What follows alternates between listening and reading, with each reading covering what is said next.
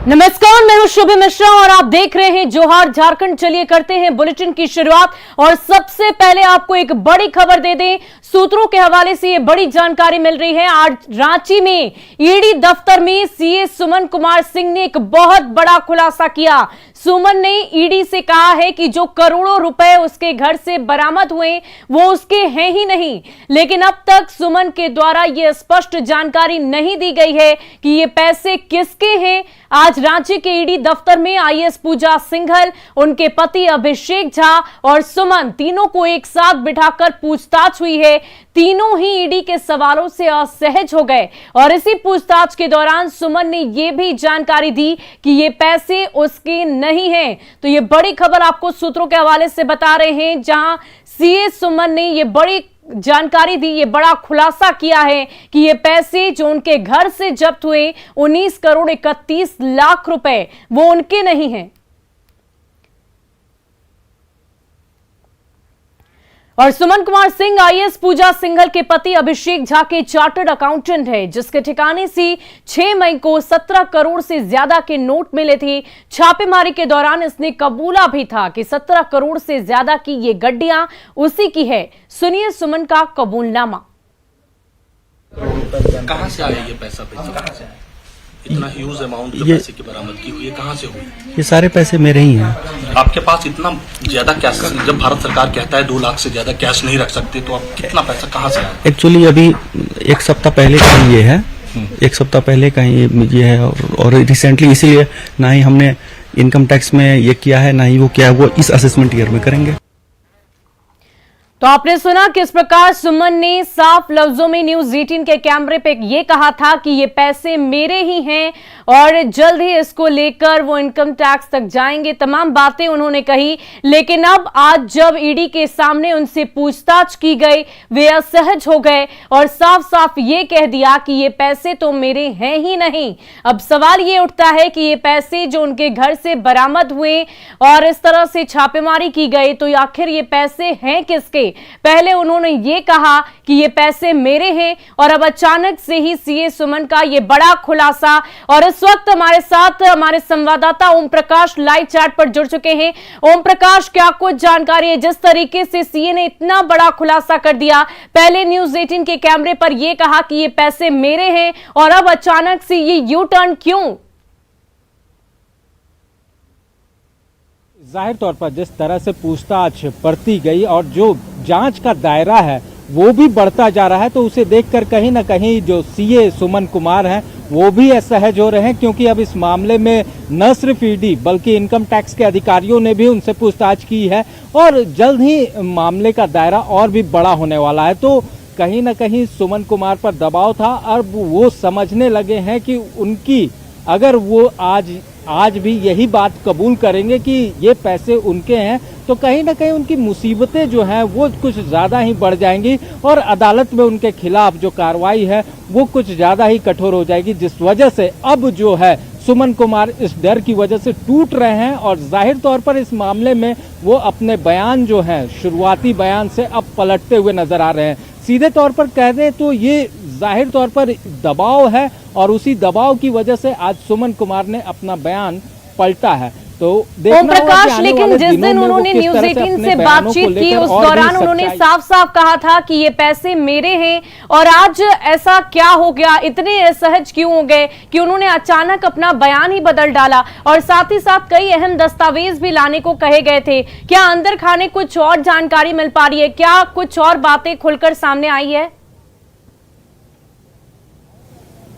जी, जो जानकारी सामने आ रही है उसके अनुसार सुमन कुमार आज टूटने की सबसे बड़ी वजह रही कि उनकी जो शुरुआती दौर में वो समझ नहीं पाए थे कि जांच कुछ इस कदर और मामला इतना बड़ा है, वो इन बातों से अनभिज्ञ थे और इसी वजह से उन्होंने उस तरह के बयान दिए थे जो सोर्सेज के हवाले से हमारे पास खबरें आई। लेकिन अब जो है वो इस बात को समझने लगे हैं कि मामला छोटा नहीं है, काफी बड़ा है और इस मामले में वो पूरी तरह से फंस जाएंगे।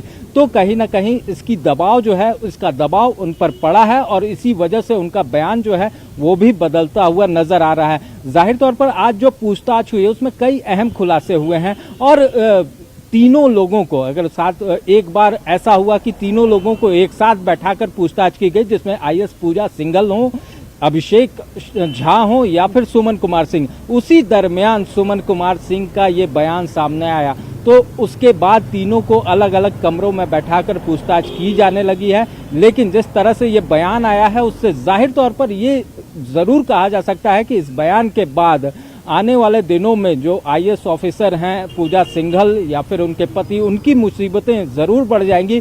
वहीं इनके साथ ही इनके करीबी और भी जो लोग हैं या फिर सुमन के साथ जिसके ताल्लुकात कुछ ज़्यादा ही गहरे रहे हैं वित्तीय लेन देन के मामले में, उन लोगों पर भी ईडी की दबिश आने वाले दिनों में ज़रूर देखने को मिलेगी। वहीं दूसरी तरफ बात की जाए तो पूरे मामले में आज जो पूछताछ हुई है, तीनों लोग असहज ज़रूर नजर आए हैं और ईडी को कई अहम जानकारियां भी मिली है। मोबाइल फ़ोन की बात की जाए तो मोबाइल फ़ोन को भी सीज किया गया था और उस मोबाइल से भी कई अहम जानकारियां जो हैं वो ईडी के लोगों को मिली है और उसके आधार पर भी पूछताछ की जा रही है। वहीं जो दस्तावेज थे उनके आधार पर भी पूछताछ की जा रही है, जिस वजह से इनका जवाब देना इन लोगों के लिए आसान नहीं है और झूठ बोलकर ओम प्रकाश, एक और जानकारी बस आपसे लेना चाहेंगे कि जो 3 गाड़ियां जिनकी बात सामने आई थी कि ये तीनों गाड़ियां उनके घर से आज जब्त की गई, क्या उन गाड़ियों को लेकर भी कुछ जानकारी सामने आ पाई है कि ये गाड़ियां किसकी है?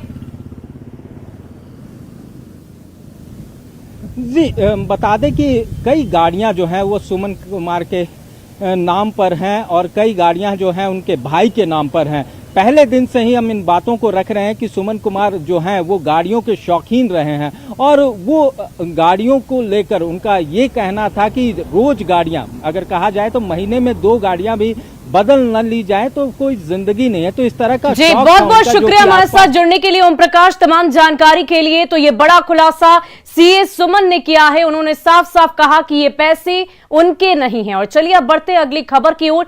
सीनियर आईएएस अधिकारी पूजा सिंघल और उनके पति अभिषेक झा से लगातार पूछताछ की जा रही है। रांची के ईडी ऑफिस में दोनों से पूछताछ चल रही है और ईडी ऑफिस की सुरक्षा और ज्यादा बढ़ा दी गई।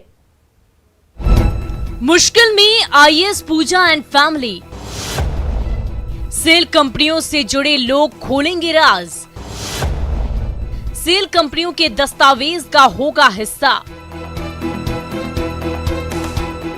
ये झारखंड की तेज तर्रार आईएएस पूजा सिंघल है जो मनरेगा घोटाले और अंकुश नोटों के फांस में फंसती नजर आ रही है। रांची के ईडी दफ्तर में सोमवार सुबह 11 बजे पहुंची पूजा सिंघल से क्रॉस सवाल हुए। आईएएस पूजा सिंघल के साथ उनके पति अभिषेक झा भी मौजूद रहे। अब सबसे पहले खबर समझने के लिए इन नोटों के जखीरे को देखिए। इतना कैश की आंखें फटी की फटी रह जाए, इतने पैसे की आंखें चौंधिया जाए, इतने नोट कि गिनने के लिए मशीनें मंगानी पड़ी। तस्वीरें 6 मई को लेकर हेमंत सरकार भी फैसला लेने का मन बना रही है। चूंकि उनके ऊपर चार्जेस हैं, चूंकि उनको ईडी के द्वारा समन किया गया है, निश्चित रूप से राज्य सरकार इस पर एक समुचित निर्णय आज और कल के बीच में। मनरेगा घोटाले, पल्स हॉस्पिटल और सीए के घर से मिली 19 करोड़ कैश को लेकर आईएएस पूजा सिंघल घिरी हुई है। देखना होगा ईडी के पूछताछ के बाद क्या रिजल्ट आता है। रांची से संवाददाता ओम प्रकाश की रिपोर्ट, न्यूज़ 18। और करीब 36 साल के सीए सुमन कुमार सिंह ने अकूत संपत्ति कैसे बनाई, ये पूरे देश के लिए किसी तिलिस्म से कम नहीं है। सीए सुमन कुमार सिंह का शातिर दिमाग किसी कंप्यूटर की तरह चलता और बड़े बड़े अधिकारी उसके फेर में फंस जाते। वो कहने को तो आईएएस पूजा सिंघल के पति अभिषेक झा का सीए है, लेकिन उसने पैसों और कंपनियों का ऐसा जाल बिछाया था जिसमें वो खुद ही फंस चुका है। ये रिपोर्ट देखिए।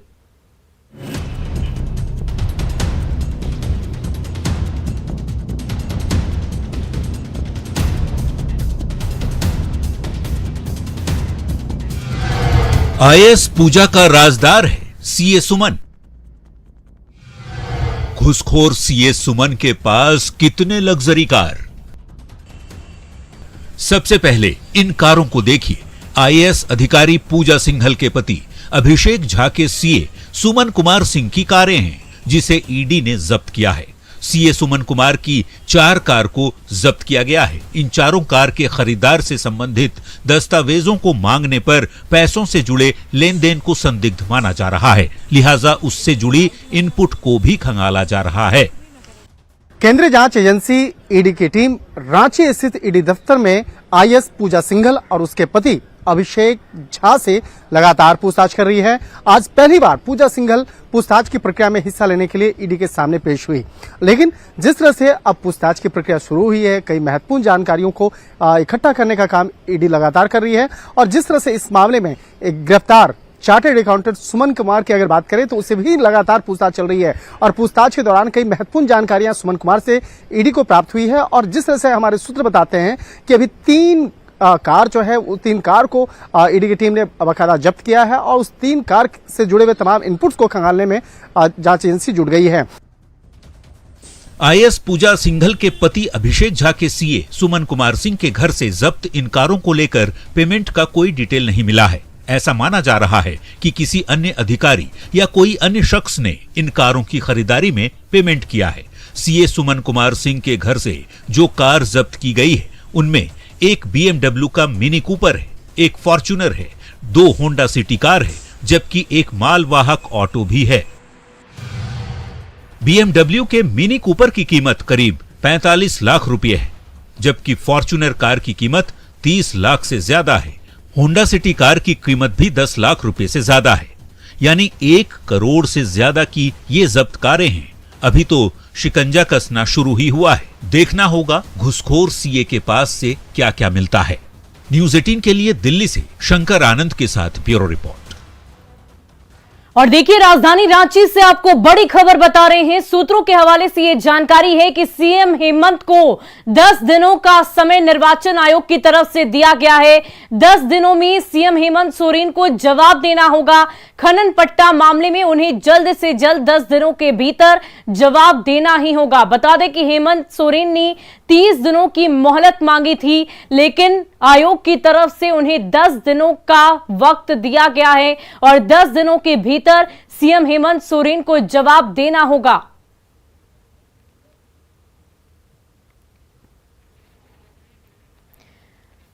और इस पूरी खबर की अधिक जानकारी के लिए हमारे संवाददाता अशरफ काजमी इस वक्त हमारे साथ दिल्ली से जुड़ चुके हैं। अशरफ, जिस तरीके से सीएम हेमंत सोरेन को 10 दिनों की मोहलत दी गई, उन्होंने 30 दिन की मोहलत मांगी थी, क्या ऐसे में उनकी मुश्किलें और ज्यादा बढ़ सकती है? देखिए, ये तो चुनाव आयोग तय करेगा कि आगे क्या कार्रवाई की जाएगी, लेकिन हाँ ये है कि अगले 10 दिनों तक तो के लिए हेमंत सोरेन को राहत जरूर मिल गई है, क्योंकि आज अंतिम दिन था। 10 तारीख तक उनको जवाब दाखिल करना था। उन्होंने जवाब दाखिल कर दिया था और अपने ऊपर लगे आरोपों के लिए जवाब देने में 30 दिन का समय मांगा था।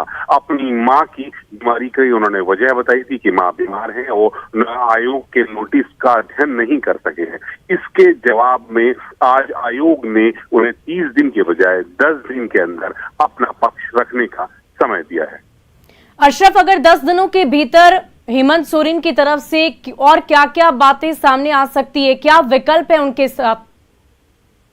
देखिए, कानूनी प्रक्रिया है ये। इस तहत हेमंत सोरेन को जो आयोग ने समय दिया है उसके समय सीमा के दौरान ही अपना जवाब देना होगा और उस जवाब के बाद ही आयोग तय करेगा कि क्या कानूनी कार्रवाई की जा सकती है। बहुत बहुत शुक्रिया हमारे साथ जुड़ने के लिए, तमाम जानकारी के लिए। तो मुख्यमंत्री हेमंत सोरेन को 10 दिनों की मोहलत दी गई है और 10 दिनों के अंदर उन्हें अपना जवाब दाखिल करना होगा। और चलिए अब अगली खबर का रुख करते हैं। नई शराब नीति पर झारखंड हाईकोर्ट में आज सुनवाई हुई है। झारखंड सरकार की ओर से बनाई गई नई उत्पाद नीति के खिलाफ दाखिल याचिका पर सुनवाई की गई। सरकार की संशोधित शराब नियमावली को हाईकोर्ट में चुनौती दी गई है। झारखंड राज्य बेवरेज कॉर्पोरेशन को शपथ पत्र दायर करने का निर्देश भी दिया गया है। याचिकाकर्ता ने नई नियमावली पर रोक लगाने की मांग की है। मामले में अगली सुनवाई 21 जून को होगी।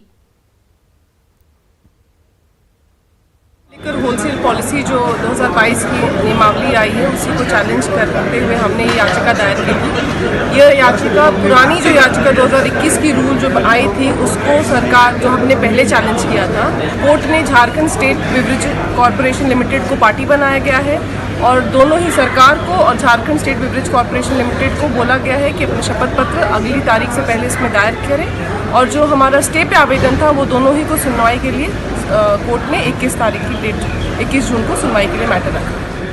और फिलहाल के लिए इस बुलेटिन में इतना ही। आप बने रहे न्यूज़ 18 बिहार झारखंड के साथ।